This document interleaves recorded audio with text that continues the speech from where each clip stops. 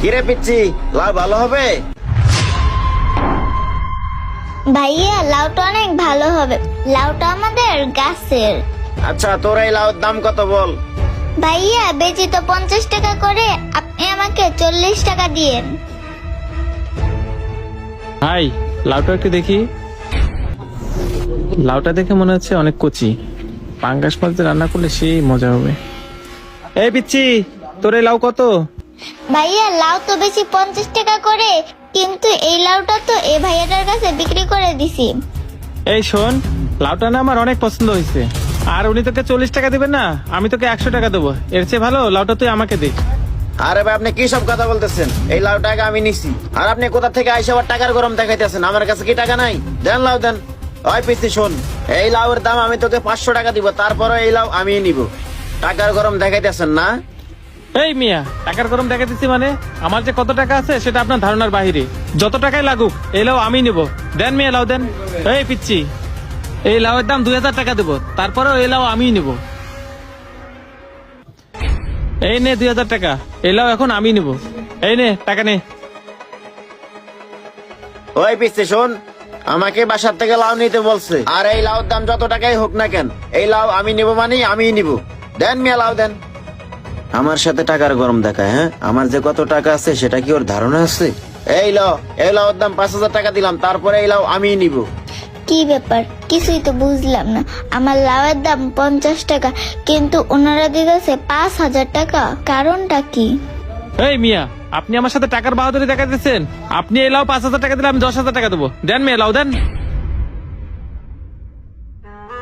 এই নে, এখানে 10,000 টাকা আছে, এই লাউ আমি নিচ্ছি মানে আমিই নেব। আইসে আমার সাথে টাকার গরম দেখাইতে। ওই মিয়া, আপনি যদি এই লাউ 10,000 টাকা দিয়ে নেন, আমি 20,000 টাকা দিয়ে নিব। হাই হাই, মানি ব্যাগে দেখি আর কোনো টাকা নেই, এখন কিভাবে লাউটা নিব? কি টাকার গরম শেষ? আচ্ছা মামনি, তুমি লাউটা ওনাকে দিয়ে দাও, আর আমার 5,000 টাকা আমাকে দিয়ে দাও। এই মিয়া, একটু আগে তো খুব টাকার গরম দেখাইলেন, এখন ওকে 5000 টাকা দিয়ে সেটা আবার ফেরত চাচ্ছেন? আপনি কি ভিখারি নাকি? আপনার যদি অতই টাকা থাকে তাহলে এই 5000 টাকা ওকে দিয়ে যান না, দেখি দেখি আপনার টাকার গরম কত দূর। আমার টাকার গরম কত দূর? তুমি 20,000 টাকা দিয়ে লাউটা নেও না, পরে ঠিকই বুঝবা। ওই পেছে শোন, এই 5,000 টাকা আমাকে আর ফেরত দিতে হবে না, এই 5,000 টাকা আমি তোকে দিয়ে দিলাম। থাকেন মিয়া, ফাউল কোথাকার।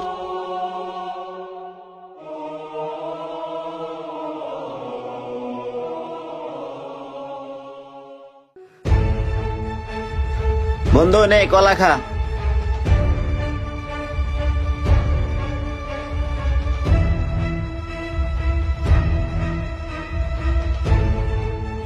আচ্ছা ভাই, একটা কথা জিজ্ঞেস করি। হ্যাঁ ভাই বলেন। ভাই আমি একটা বিষয় কিছুতেই বুঝতেছি না, আপনাদের দুজনকে দেখলাম ওইখানে ঝগড়া করে 50 টাকা লাউ 20,000 টাকা দিয়ে নিলেন, এখন আবার দুজনে একসাথে, বিষয়টা কি একটু খুলে বলবেন? ও আচ্ছা, এই ব্যাপার। সোহাগ, বাইরে একটু খুলে বলতো। ও এই কথা, তাহলে ভাই শোনেন। এই সোহাগ নাম। এই লো মামা ভাড়া। কি বললেন ডাক্তার সাহেব? আমার মার চিকিৎসার জন্য 10,000 টাকা লাগবে? ডাক্তার সাহেব, যেভাবেই হোক আপনি আমার মায়ের চিকিৎসার ব্যবস্থা করেন, আমি 10,000 টাকা জোগাড় করতেছি। হে আল্লাহ, আমি এখন এতগুলো টাকা কোথায় পাবো? সোহাগ, মেয়েটার কথাগুলো তো শুনলি, মেয়েটার কথাগুলো শুনে আমার অনেক খারাপ লাগতেছে, এখন কি করা যায়? হ্যাঁ দোস্ত, আমারও মেয়েটার কথা শুনে খুব খারাপ লাগতেছে। আমাদের মেয়েটাকে সাহায্য করা উচিত, কিন্তু কিভাবে করব? হ্যাঁ, কিভাবে সাহায্য করা যায়, আইডিয়া শোন।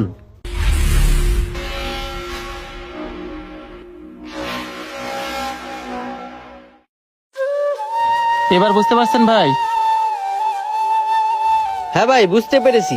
তবে একটা কথা কি জানেন, আমি অনেক দানশীল লোক দেখছি, তবে আপনাদের মতন এরকম দানশীল লোক দেখিনি, কারণ আপনাদের দান করার কৌশলটা ছিল ভিন্ন রকম। হ্যাঁ ভাই, আমাদের সমাজে এমন গরিব অসহায় অনেক মানুষ আছে যাদের নুন আনতে পান্তা পুরায়, অথচ তারা প্রকাশ্যে কারো কাছে হাত পাতে না। হ্যাঁ ভাই, মিরাজ ঠিকই বলছে। এখন যদি আমরা মেয়েটাকে সরাসরি সাহায্য করতে যাই তাহলে হয়তো বা ও সাহায্যটা নিতে লজ্জাবোধ করবে, এই জন্য আমরা এই কৌশলটা অবলম্বন করি। তবে ভাই একটা কথা কি জানেন, আপনাদের কাজটা আমার খুবই ভালো লাগছে। আচ্ছা ঠিক আছে ভাই, তাহলে আপনি থাকেন, আমরা এখন আসি। আচ্ছা ভাই। বন্ধু চল, আমাদের সমাজে এমন অনেক মানুষ আছে যারা না খেয়ে থাকবে, কিন্তু তারা কখনোই প্রকাশ্যে সাহায্য নিবে না, কারণ তারা প্রকাশ্যে সাহায্য নিতে অনেক লজ্জাবোধ করে। তাই আমাদের উচিত তাদেরকে প্রকাশ্যে সাহায্য না করে বিভিন্ন কৌশলে তাদেরকে সাহায্য করা। ভিডিওটি ভালো লাগলে অবশ্যই শেয়ার করে দিবেন। ধন্যবাদ সবাইকে।